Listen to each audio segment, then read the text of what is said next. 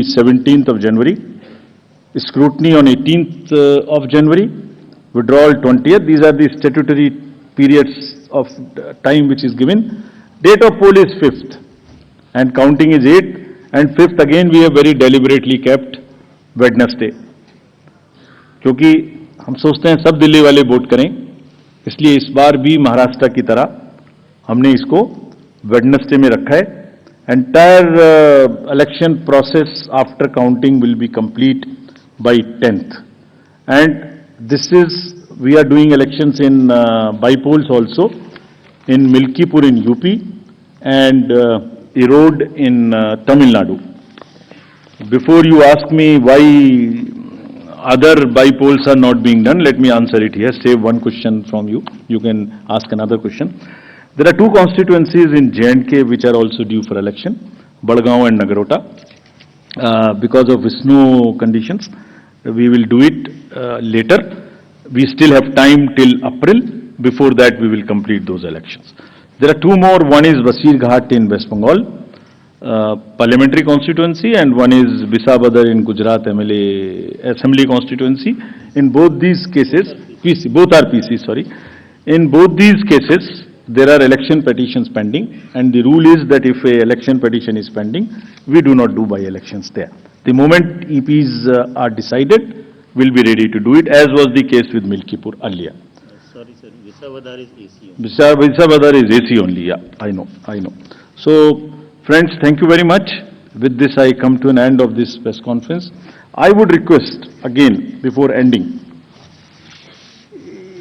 it's a festival which I am sure Delhi will celebrate in true spirits, and the campaign would be clutter-free, would not make the noises which are unwarranted.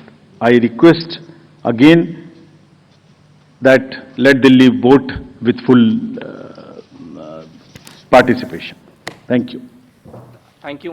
तो ये मुख्य चुनाव आयुक्त राजीव कुमार की इस पद पर रहते हुए आखिरी प्रेस कॉन्फ्रेंस, और ये प्रेस कॉन्फ्रेंस दिल्ली चुनावों की तारीखों के ऐलान को लेकर. मतदान होगा 5 फरवरी को, मतगणना होगी 8 फरवरी को, यानी नतीजे आएंगे 8 फरवरी को.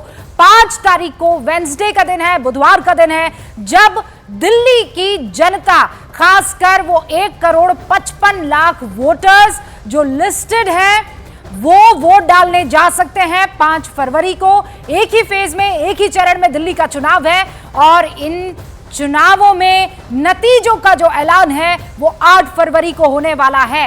राजीव कुमार ने आज मुख्य चुनाव आयुक्त रहते हुए उन तमाम सवालों के जवाब दिए जो एक वोटर के जहन में, जो तमाम दूसरे जो राजनीतिक दल हैं वो समय समय पर ठीक चुनावों से पहले या ऐन चुनावों के नतीजों के बाद उठाते रहते हैं चुनाव आयोग पर.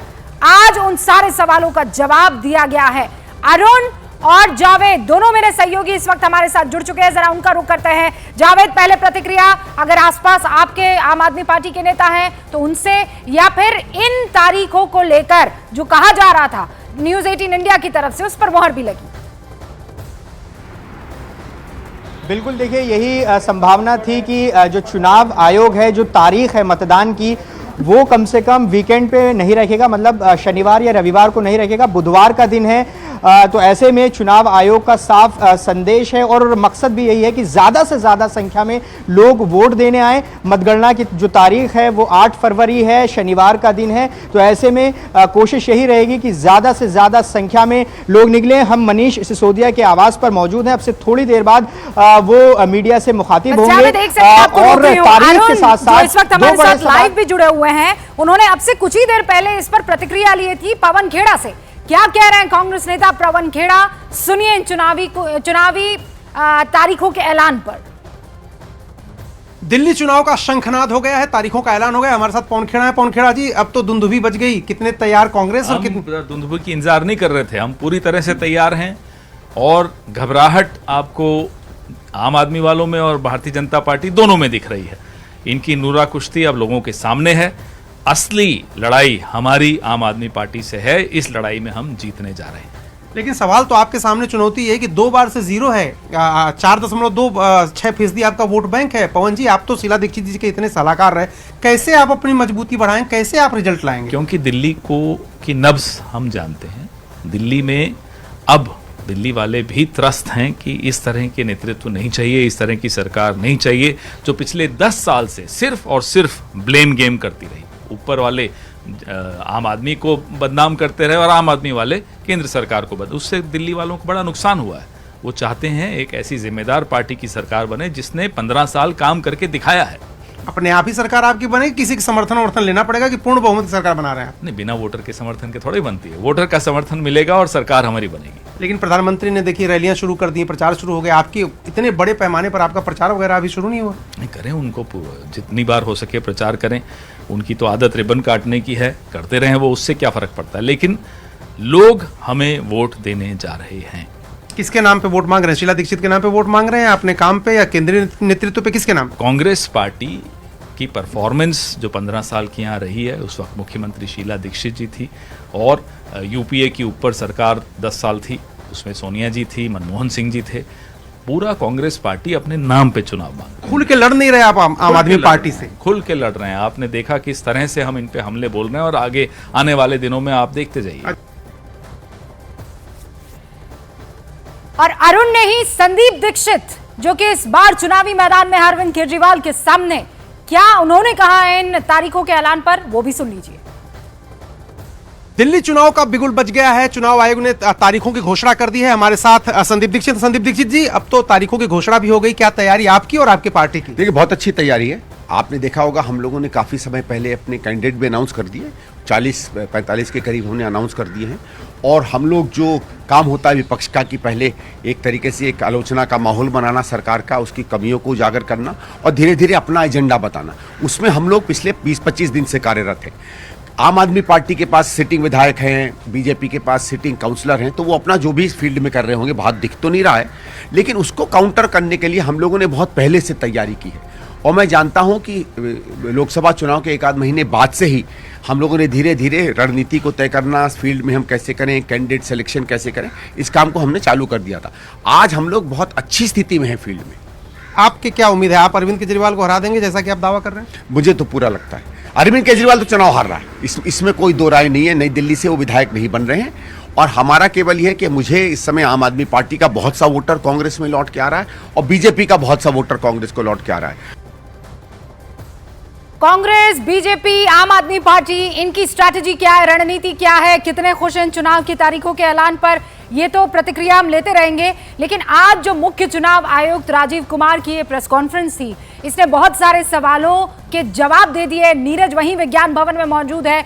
नीरज, बकायदा पूरी तैयारी के साथ मुख्य चुनाव आयुक्त यहां पर आए थे और पॉइंट दर पॉइंट मुझे लगता है ये बहुत ही बेहतरीन प्रेस कॉन्फ्रेंस थी उन तमाम लोगों के लिए जो बार बार चुनाव आयोग पर सवाल उठाते रहते हैं और उन लोगों पर भी जिनके मन में इस बात को लेकर कई शंका बैठ गई थी कि क्या करना है वोट डाल के, ये तो सब मिले हुए हैं जी।